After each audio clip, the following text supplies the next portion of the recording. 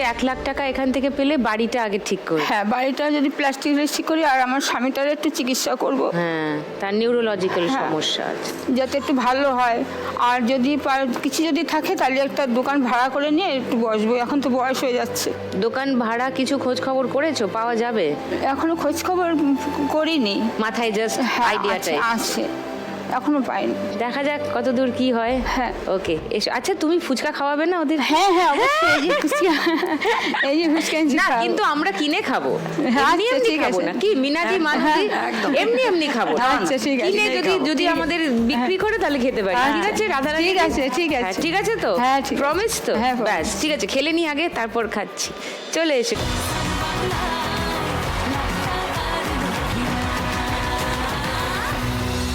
1 minute সময় শুরু এখন। একটু চোখ উল্টায়, একটু নাক কুচকায়, বড্ড বেমানান সে শহরের আরো জোরে ধরো ধরো, হচ্ছে হচ্ছে, ওই যে 500। একটু নাক কুচকায়, বড্ড বেমানান সে শহরের তুলনায়। ওপর থেকে ধরো, ওপর থেকে পড়ছে ধরো ধরো। এদিকে রোদ্দুরে কেউ বৃষ্টি এসে নামলো অকালে। ভগবান ভগবান ফেলেছে এলাকার পালা। বাহারটা খালি করে নাও, চুবড়িতে রেখে দাও। হ্যাঁ, কোন ইয়ের কাছে আটকে আছে টাকাটা।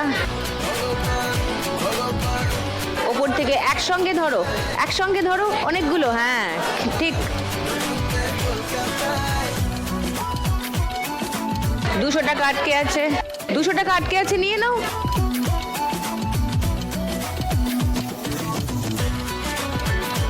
ওপর থেকে পড়বে, ওপর থেকে পড়ছে যা।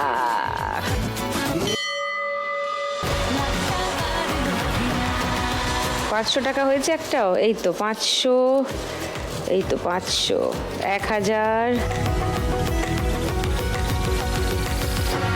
30, 40, 50, 2550।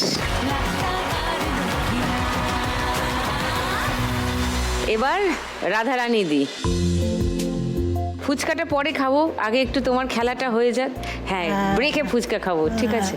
হ্যাঁ, তোমার গল্পটা একটু শুনি। তোমার বাড়িতে কে কে আছেন? আমার 2 ছেলে আর আমি, এছাড়া আমার মায়ে কেউ নেই। আচ্ছা, আমরা এই দুজনকে দেখে থাকি।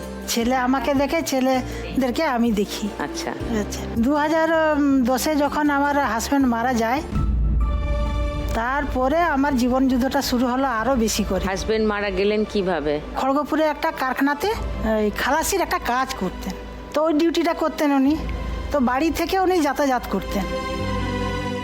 তো বাড়িতে এখানে এসে কাজ করে, তারপরে আবার বাড়ি গিয়ে ওখানে হোটেলে ভাত খেয়ে, আবার বাড়ি গিয়ে ঘরে মানে জমি জায়গা ছিল, সেই জমি জায়গায় সেই যে সেলু থাকে না, ওই যে চাষ করার জন্য, সেই জলতে মানে জল বাতিয়ে দিয়ে ওই একটা কারেন্ট অফিসের একটা লোক এসছে, ইয়ে করবে বলে, মানে লাইনটা টানবে বলে। তো ওনাকে দেখিয়ে টেকিয়ে এসে বলে, চলো আমার ঘরে একটু দেখে যান। তো যখন এসছেন, বসছে, ব্যাস হঠাৎ করে কেমন একটা হয়ে মারা গেছে।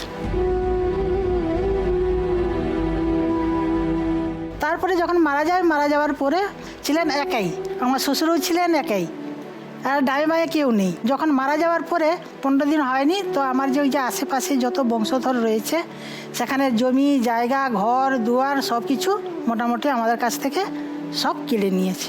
কেন? মানে আমাদেরকে বলার কেউ নেই, আমাদের পিছনে কেউ নেই।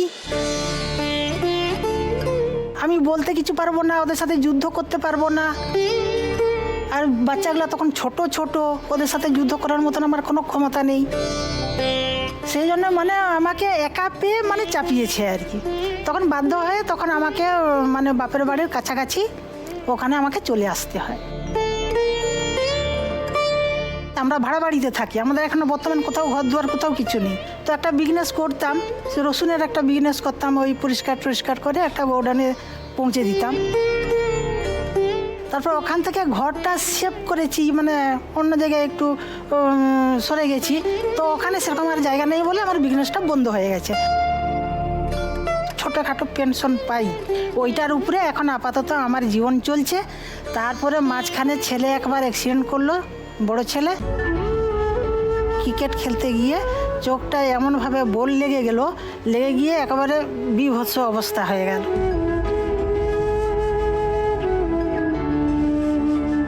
সেদিন আবার রাত্রে এখানে আশেপাশে কোথাও মানে মেদিনীপুর সদরেও নিয়ে গেছে, ওখানে কোনো ডাক্তার হাত দেননি।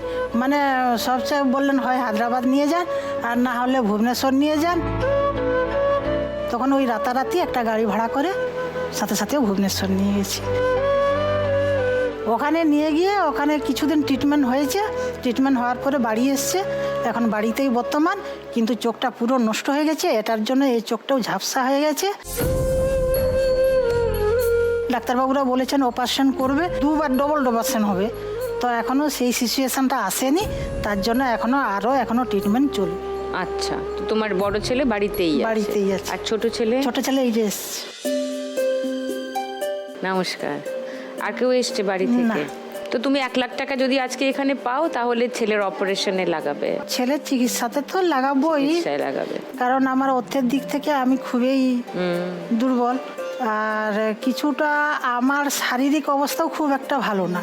এ সুগার আছে, প্রেশার আছে, গ্যাস আছে, নার্ভের দোষ আছে, তারপরে এই যে বুক ধড়পড় আছে, শ্বাসকষ্ট আছে।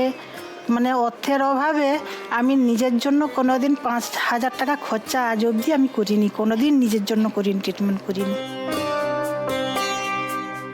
কিন্তু তাহলে আগে নিজের চিকিৎসা করাও। ছেলের তো অবশ্যই করাবে, সেটা তো করাতেই হবে, সন্তান তোমার, কিন্তু নিজের চিকিৎসাটা অবহেলা করো না। আমি নিজের কিছুটা করব নিশ্চয়ই। হ্যাঁ, চলে এসে তোমার 1 মিনিট সময় শুরু এখন। না রে না, আর তো পারে না, মন আমার নাস্তা না বুধ একজনের। বলছি ধরো, উপর থেকে ধরবে, বলছে ওপর থেকে নামবে, উপর থেকে তোমার পড়বে, ছেলে উপর থেকে বলছে। পড়বে। বড় সংখ্যার নোট ধরার চেষ্টা করো, ধরো একসঙ্গে, একসঙ্গে ধরার চেষ্টা করো। যাচ্ছে ভালোই মিষ্টি যন্ত্রণায়, বাড়িতে দোকানে এখানে ওখানে যেখানে উঠছে নিচে, আটকে আছে হাতে কোন ইয়ের কাছে আটকে আছে, তুলে নাও। হ্যাঁ, ওপর থেকে পড়ছে, ধরো। দাঁড়াতে ভালোবাসি,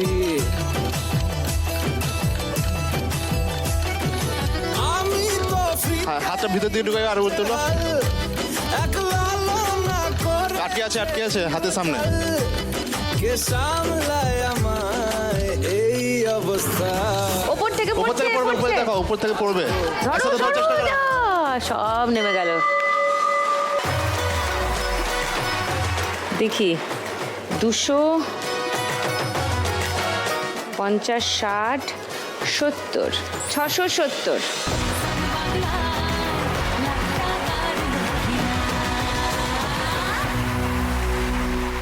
মানদী, মিনাদি, টুলুদি মোটামুটি কাছাকাছি আছে, রাধারানীদি একটু